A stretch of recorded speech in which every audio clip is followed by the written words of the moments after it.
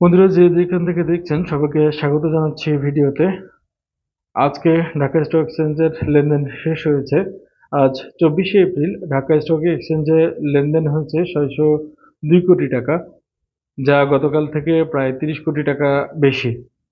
আজ লেনদেনকৃত কোম্পানির মধ্যে দাম বেড়েছে 102টির, দাম কমেছে 291টির এবং অপরিবর্তিত ছিল 41টি কোম্পানির শেয়ারের দাম। এবার জানিয়ে দেব আজকের স্টক এক্সচেঞ্জের সূচক সম্পর্কে।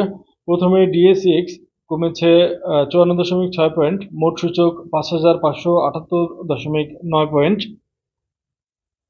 ডিএসসি 30 ইন্ডেক্স বেড়েছে, যার পরিমাণ 4.2 পয়েন্ট, মোট সূচক 1984.6 পয়েন্ট।